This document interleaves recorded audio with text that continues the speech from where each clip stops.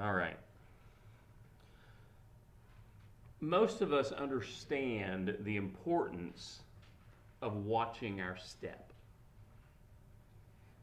If you're hiking on a forest trail, walking across a slippery dock, climbing a ladder, trying to navigate in a dark room, we know that a single careless step can send you in the wrong direction. And of course, falls never happen because someone intended to fall. They happen usually because we stop paying attention. We ignore the signals. We forgot to look first, or we let go of the rail. That's true physically, and it's also true spiritually. People don't wake up one morning and decide, today I'm going to fall. Today I'm going to ruin my marriage. Or today I'm going to destroy my credibility. Or today I'm going to become bitter. Or I'm going to become a hypocrite. And on and on. Usually it happens gradually. One step, and then another, and then another. And we tend to stumble a couple of times before we actually fall because we don't heed the warning. I'm going to turn this down a little bit because it's bouncing back at me. Tonight I want us to start a new sermon series. It's from the book of Deuteronomy. I had some interesting comments when some folks saw that earlier. Sorry, let me get this turned off so it doesn't beep anymore. Israel is standing on the border of the promised land. Behind them are 40 years of wandering in the wilderness. Ahead of them is a new chapter, a new home, new opportunities, and new challenges. And before they cross over, Moses has some things that he wants them to remember. And that's what the book of Deuteronomy is. It's essentially a series of farewell messages. Moses knows that he's not going to enter the promised land. The generation that left Egypt has died in the wilderness, and a new generation now stands ready to cross the Jordan. So Moses gathers the people up and says, in effect, before I leave, there are some things that you need to know. And the book of Deuteronomy is about what it means to live a faithful life. It's about remembering God when life changes. It's about avoiding the mistakes that others have made in the past. And it's about moving from where you were to where you can be. In the first 3 chapters of Deuteronomy, Moses reviews Israel's history. I suppose you could kind of call the first 3 chapters the Cliff Notes or the Reader's Digest condensed version of what Israel has been through. And he reminds them of where they've been, what God has done, where they failed, and how God remained faithful through all of it. And then in chapter 4, he begins applying those lessons. And certain phrases underline his message. 3 times, Moses issues a warning saying, watch yourselves, or take heed, and be careful. So why is he saying this? It's because he understands something about human nature. The greatest danger facing Israel is not the enemies that are across the river. The greatest danger they're facing is what could happen within their own hearts. And it's the same with us. Our greatest danger is not some politician out there. It's not someone's opinion of something that really doesn't involve us at all. The greatest danger you will ever face is what could happen within your own heart. As Israel is preparing to enter the promised land, Moses gives 3 warnings, telling them that these are the areas that they must watch carefully if they want to avoid missing out on the life that God has prepared for them. And these same warnings still matter today. So let's take a look at what Moses spoke to the people of Israel and consider how their warnings apply to us. In his first warning, Moses says, "Don't forget what God has done for you." Look in Deuteronomy 4, verses 9 and 10. Now I'm going to read this one. Several of these tonight I'm going to be reading out of the contemporary English version, just because I like the way that it words it in that. Some of them are going to be in the Holman, and I'll tell you which ones are which. But this one's out of the contemporary English. It says, "You must be very careful not to forget the things you have seen God do for you. Keep reminding yourselves and tell your children and grandchildren as well. Do you remember the day you stood in the Lord's presence at Mount Sinai? The Lord said, 'Moses, bring the people of Israel here. I want to speak to them so they will obey me as long as they live, and so they will teach their children to obey me too.'" So Moses is saying, remember where you were and where you've been. Remember who you were and who you are. You are God's people. And Moses is concerned with the memory because he's concerned with the state of their souls. The danger is that they will lose sight of what God has done for them. A term I heard quite often when I was growing up, and you don't really hear it that much anymore, but it's the term backsliding. And it refers to that state of relapsing into your old life, where God is no longer first, and you're no longer on the journey to holiness, but you're instead wandering back to where you used to be, as if God didn't deliver you from the miserable existence that you used to have. The Israelites had seen God perform great miracles. They had crossed the Red Sea. They had eaten manna. They had heard his voice. And Moses still says, don't forget. Because it's easy for all of us to forget. We forget all about prayers that God has answered and the sins that God has forgiven, the blessings and abundance that he has brought our way. And when we forget, we become arrogant. We become prideful. And we miss a step. We stumble. We tumble, and we start the slide backwards. That's why Moses said, don't forget. In 2 Peter chapter 1, he talks about how life is a journey deep into the presence of God. And in this journey, we grow in faith and goodness and knowledge and perseverance, which means that we don't quit.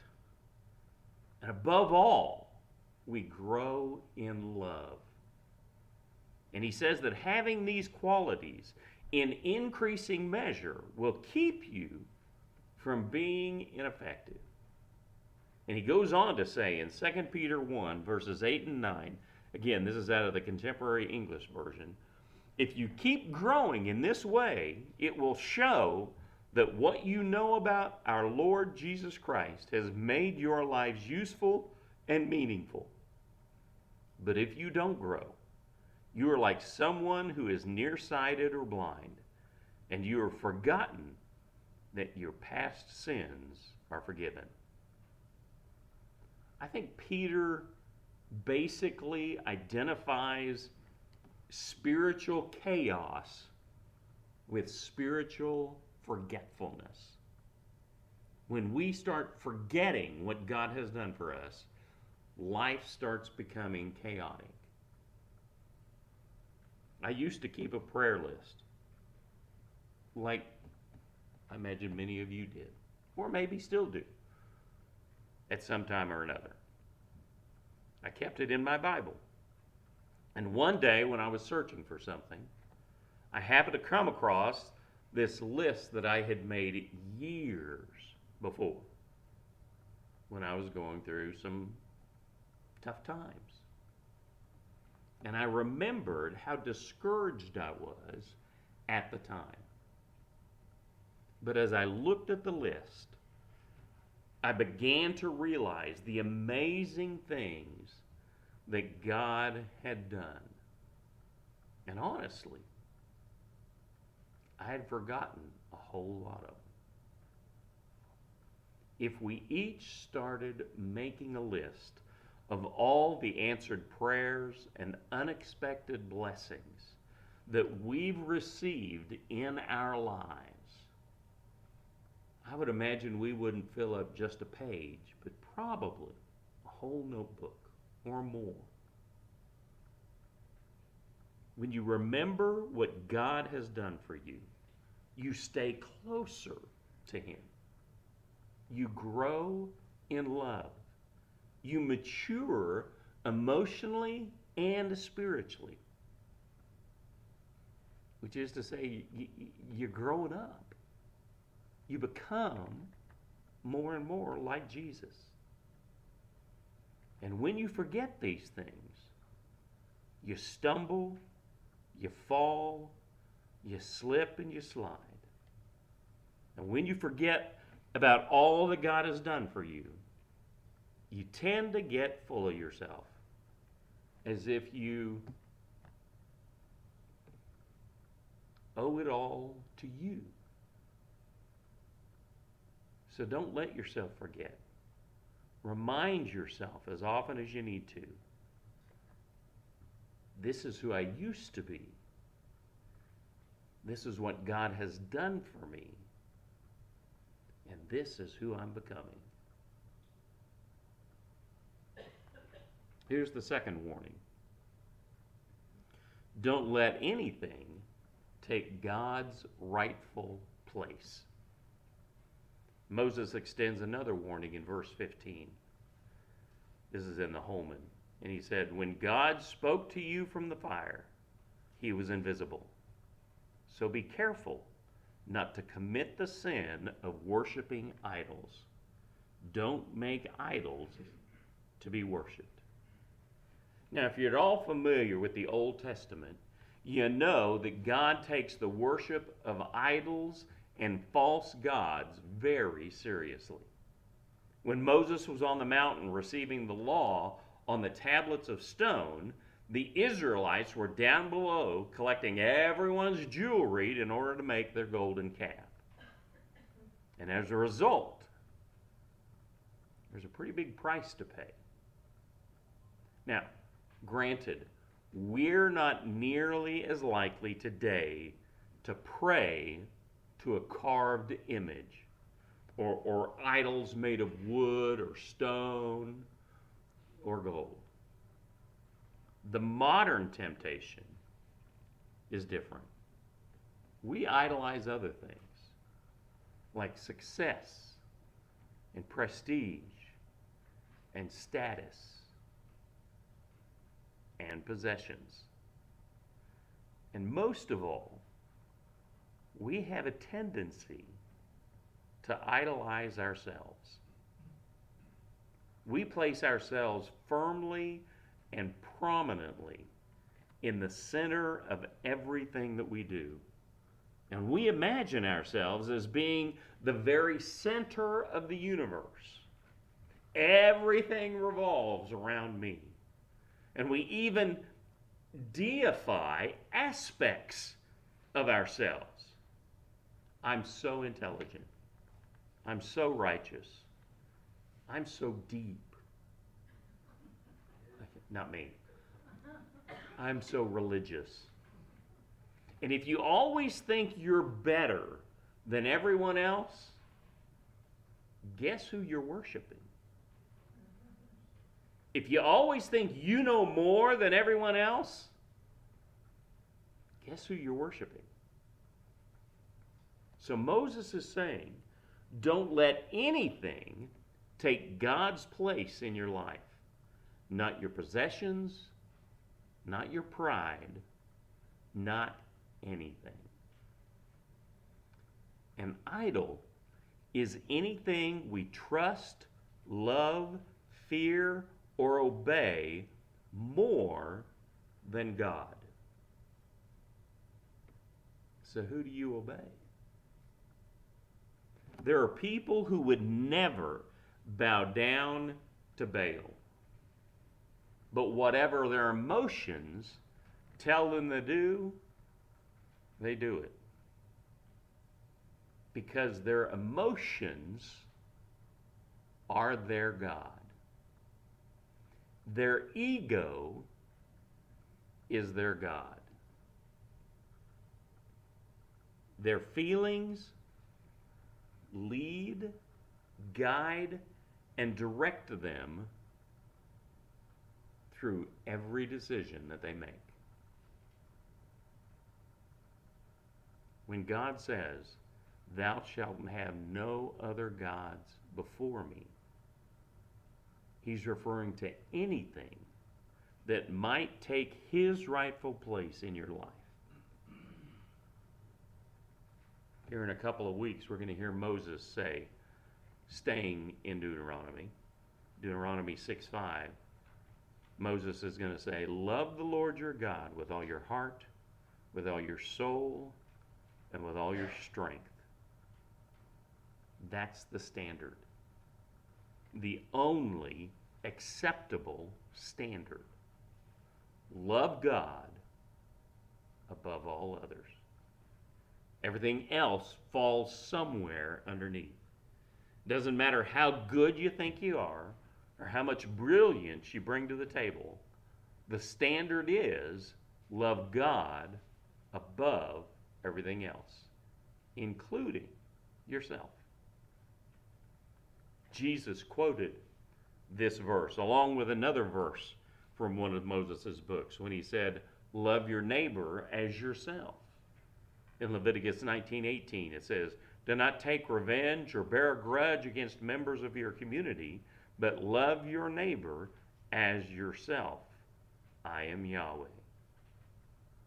We learn from Jesus in the book of Matthew that loving God and loving others is not optional. It's fundamental to living a holy life. When you give God His rightful place, you're moving in that direction. So one of the warnings Moses gave the people of Israel is to keep God first, even if that means moving yourself down the ladder a rung or two. And then here's the third warning. Don't let go of the life God has called you to. Deuteronomy 4:23, the very first part of that verse in the Holman says, be careful not to forget the covenant of the Lord your God that He made with you. Our relationship with God is covenant-based. It's totally different than a contract. A contract exchanges goods and services. A covenant establishes a relationship. God is saying, you are my people. This covenant, which we're a part of, means that we belong to God and God has a future for us. In verse 21, Moses refers to it as your inheritance. Inheritance is certainly a part of that covenant language. Moses speaks of the land that God is giving to the Israelites, the land that's now within their sight. It's right across the river. And he's saying, this is yours, don't let go of it. Now, God didn't simply rescue them from Egypt. Though when you think about it, that in itself would have been amazing. If you had only two options, which would you choose? To be trapped in an iron smelting furnace, which is how Moses described Egypt, no rights of your own? Or would you choose to be independent, away from the chains, where God provides for your daily needs? It's kind of a no-brainer choice, isn't it? Though oddly enough, at one time, the Israelites actually did want to go back to Egypt because they missed the onions and the garlic. Clearly, they weren't thinking very clearly. So Moses is saying to the people, look at the life that God has promised you.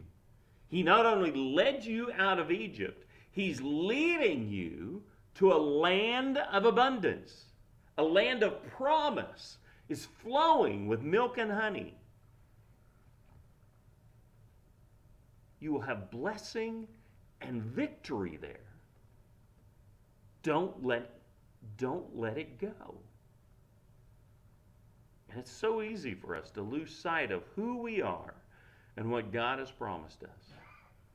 We become preoccupied with everything that isn't going our way. And we fret over this matter and complain about this inconvenience till we lose sight of the story. Let's remember what Peter said in 1 Peter 2:9. But you are a chosen race, a royal priesthood, a holy nation, a people for his possession, so that you may proclaim the praises of the one who called you out of the darkness into his marvelous light. Don't ever let go of that or forget it. Moses says 3 times in this introductory speech, watch yourself, watch your step, be careful, take heed. He's concerned because he knows how easy it is to let things slide.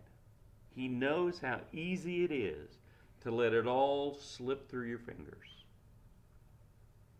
As Moses stands before the people, delivering these instructions, there's something bittersweet about the moment. He's preparing them to enter the promised land, and he knows that he's not going to be going with them. He mentions this several times throughout this book. And in verse 21, here in Deuteronomy 4, he says, the Lord was angry with me on your account. He swore that I would not cross the Jordan and enter the good land the Lord your God is giving you as an inheritance. This message from Moses is not just theoretical. It's personal. The pain that he feels because he's not going to be allowed to go in is still very fresh.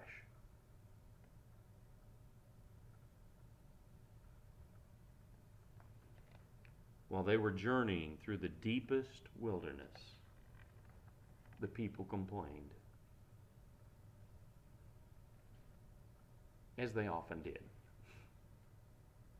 But this time, it was about water. God told Moses to speak to a rock, and water would come from the rock. Instead, Moses became angry, and he lashed out and struck the rock. And in that moment, he failed to honor God before the people. The issue wasn't that the people had complained, because they had complained before, and they were going to complain a whole lot more before all this was over. The issue was that Moses failed to trust and obey God in that moment. He was a great leader, but he took a wrong step, and it cost him. Just think about who we're talking about here. This is Moses, who stood before Pharaoh and demanded that he release the Israelites. He parted the Red Sea. He met with God on Sinai. And yet, even he could miss out on God's best. If Moses had to watch his step, how much more do we need to watch ours? If Moses could lapse into anger and disobedience in a crucial moment and sabotage his future, then we can too. None of us are above the warning. So be careful. This is why Paul would later write in 1 Corinthians 9:27. Again, this is in the Contemporary English Version. I keep my body under control and make it my slave, so I won't lose out after telling the good news to others. Paul understood something that we need to understand. The danger is never only out there. The danger is in here. The battle is not merely against enemies that are around us. The battle is against carelessness within us. Most people don't just wake up one day and decide to walk away from God. It's a slip and a slide. A little compromise here, a little neglect there, mixed with the idea that somehow the rules just don't matter to me. As Moses says, take heed, guard yourselves, watch your step, pay attention to your soul. Because we typically stumble a little bit before we actually fall. This message from Moses might seem like a little bit of a downer, but I think it's because he's speaking from a broken heart, because he knows where he went wrong. You can take his words as a warning, but you probably ought to also take them as a promise.